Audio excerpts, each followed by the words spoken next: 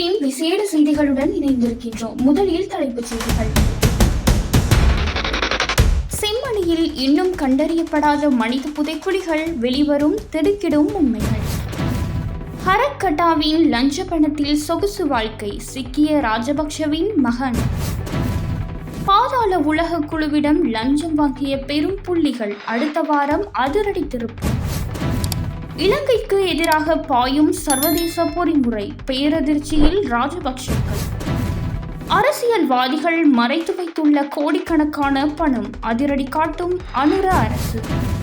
நாட்டுக்குள் கடத்தப்படும் கோடி ரூபாய் போதைப்பொருள், கட்டுநாயக்கவில் பெரும் மது. இனி விரிவான செய்திகள். செம்மணி சோதனை சாவடிக்கு அருகாமையில் இருந்த கோவிலுக்கு முன்பாகவும் நல்லூரை நோக்கி செல்லும் வீதியின் ஒரு பகுதியிலும் இன்னமும் கண்டறியப்படாத மனித புதைக்குழிகள் இருக்கக்கூடும் என திடுக்கிடும் தகவல் வெளியாகியுள்ளது.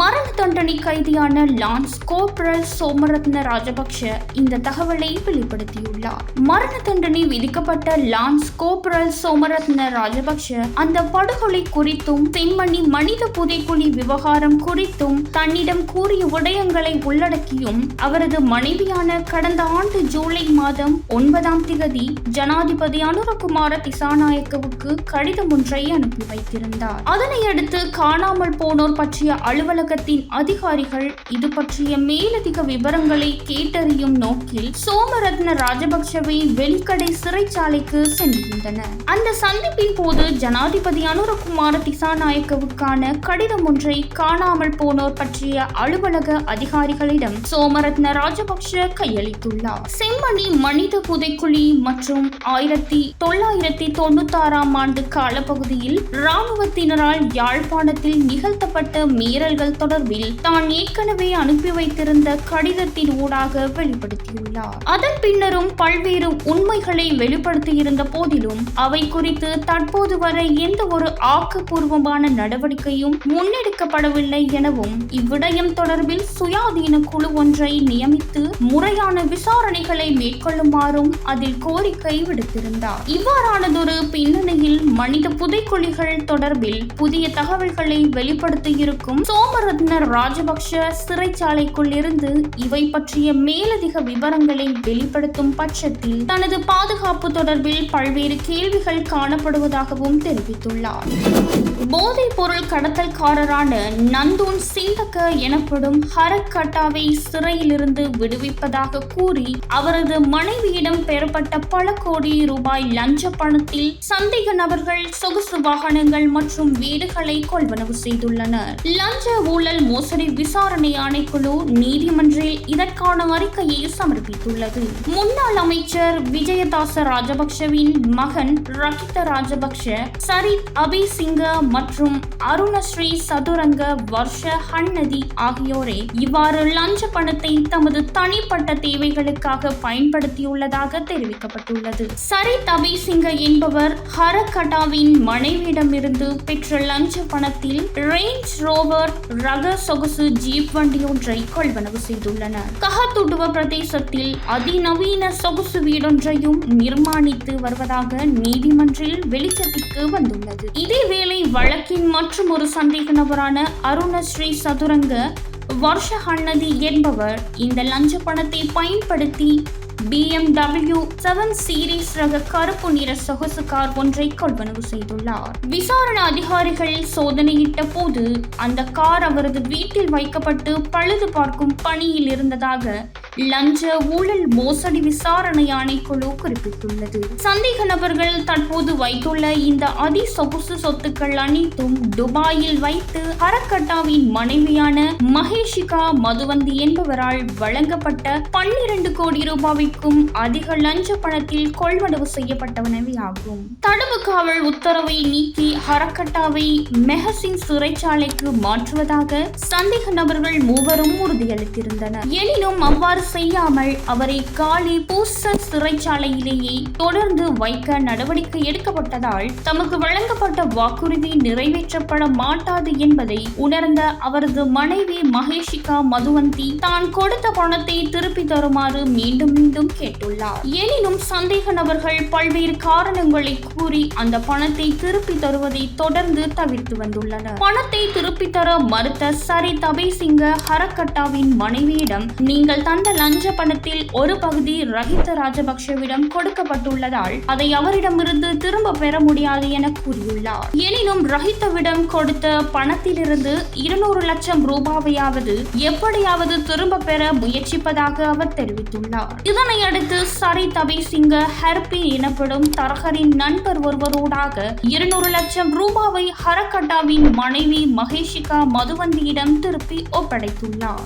ஏனைய தொகையை சந்தேக நபர்கள் தமது தனிப்பட்ட தேவைகளுக்காக தொடர்ந்து வைத்துள்ளதாக லஞ்ச ஒழிப்பு ஆணைக்குழு மேலும் திட்டமிடப்பட்ட குற்றச்செயல்களில் ஈடுபடும் கும்பலின் தலைவரான ஹரக்கட்டாவிடமிருந்து பணம் பெற்றுக்கொண்ட பட்டியல் நீண்டு செல்வதாகவும் இதில் பெரும் புள்ளிகள் சிக்கப்போவதாகவும் தெரிவிக்கப்படுகின்றது. இலங்கை வரலாற்றில் பெரும் லஞ்சம் கொடுத்த சம்பவமாக இது பதிவாகும் என விசாரணை அதிகாரிகள் தெரிவித்துள்ளனர். அதாவது ஹரக்கட்டாவின் மூத்த சகோதரர் அளித்த வாக்குமூலத்தில் இந்த விடயங்களை தெரிவித்துள்ளார். ஹரக்கட்டாவை கொலை செய்வதற்கான ஒரு திட்டவட்டமான செய்தி கிடைத்ததன் பின்னர் குற்றப்புலனாய்வு திணைக்களத்தின் பணிப்பாளர், பாதுகாப்பு அமைச்சின் செயலாளர் ஆகியோருக்கு பணம் வழங்கப்பட்டதாகவும் தெரிவித்துள்ளார். அதற்கமைய 20 கோடி ரூபாய் பணம் வழங்கப்பட்டதாக லொக்குமல்லிய கூறியுள்ளார். அவ்வாறு கோடிக்கணக்கான பணம் ஒரு நபருக்கு வழங்கப்பட்டதா அல்லது ஹரக்கட்டாவை கொலை செய்வது மற்றும் தடுப்பு காவலை நிறுத்த உதவிய அனைவருக்கும் பணம் வழங்கப்பட்டதா என்பது தெரியவில்லை.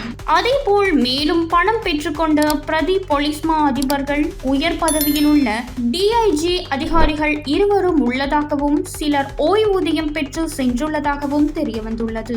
ஒரு டிஐஜி அதிகாரி இந்த விவரங்களை அறிந்த நபரை அச்சுறுத்தியுள்ளதாகவும் இந்த டீலை பேசுவதற்காக ஒரு சட்டத்தரணி அடிக்கடி சென்று வந்துள்ளதாகவும் தெரிய வந்துள்ளது. அந்த சட்டத்தரணியை அனைத்து டீல்களையும் கொண்டு சென்றுள்ளதாகவும் அவ்வாறான சில சந்தர்ப்பங்களில் 3 கோடி வரை பேசப்பட்டுள்ளதாகவும் தெரிவிக்கப்பட்டுள்ளது. இந்த பட்டியலில் ஒரு அரசியல்வாதியும் இருப்பதாக விசாரணைகளில் தெரிய வந்துள்ளது.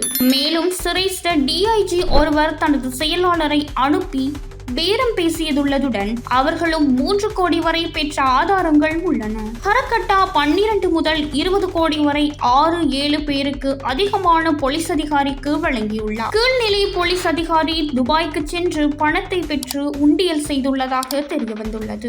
இந்த தகவல்கள் அனைத்தும் வாக்குமூலத்தில் உள்ளதாக தெரிவிக்கப்பட்டுள்ளது.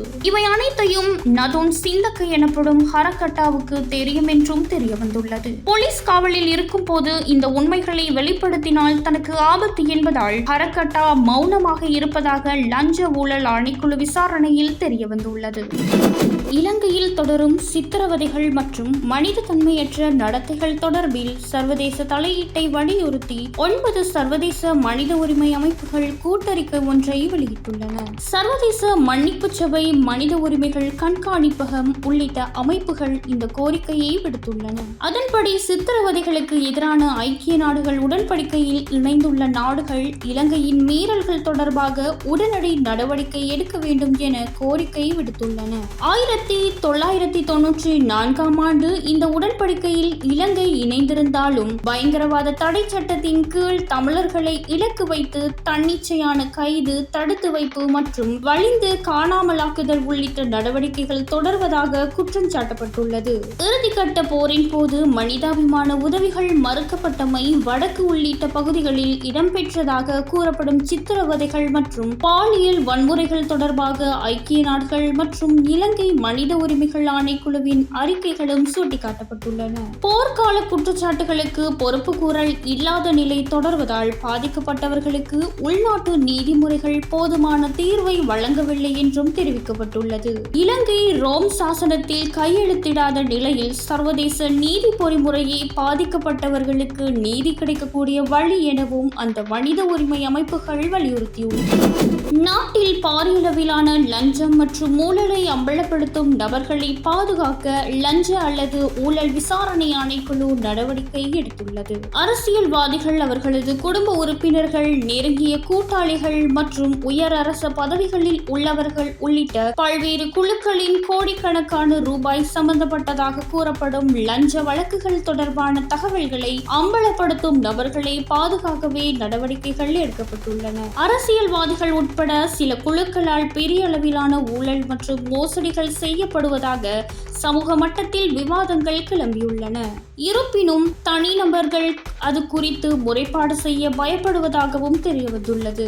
இந்த நிலையில் லஞ்சம் அல்லது ஊழல் தொடர்பான தகவல்களை அம்பலப்படுத்துபவர்கள் மற்றும் சாட்சியம் அளிப்பவர்களை பாதுகாக்க ஏற்கனவே தேவையான நடவடிக்கைகளை எடுத்துள்ளதாக ஆணைக்குழுவின் அதிகாரி தெரிவித்துள்ளார். வெளிநாட்டில் சாட்சி ஒருவர் இருந்தால் அவர் நாட்டிற்கு திரும்பும் போது தேவையான பாதுகாப்பு வழங்கப்படும் என்றும் குறித்த அதிகாரி தெரிவித்தார். 7,22,00,000 ரூபாய் பெறுமதியான ஹசீஸ் மற்றும் குஸ் போதைப் பொருட்களை நாட்டிற்குள் கடத்த முன்னெடுக்கப்பட்ட முயற்சி முறியடிக்கப்பட்டுள்ளது. இதன்போது போதைப் பொருளை கடத்த முற்பட்ட 5 பேர் கைது செய்யப்பட்டுள்ளனர். அவர்கள் கட்டுநாயக்க விமான நிலையத்திலிருந்து வெளியேற முற்பட்ட போது விமான நிலைய போலீஸ் போதைப் பொருள் ஒழிப்பு பிரிவினரால் கைது செய்யப்பட்டுள்ளனர். கைது செய்யப்பட்ட சந்தேக நபர்கள் கேகாலை பகுதியை சேர்ந்தவர்கள் என்பதுடன் அவர்களுள் ஒரு பெண்ணும் அடங்குவதாக குறிப்பிடப்பட்டுள்ளது.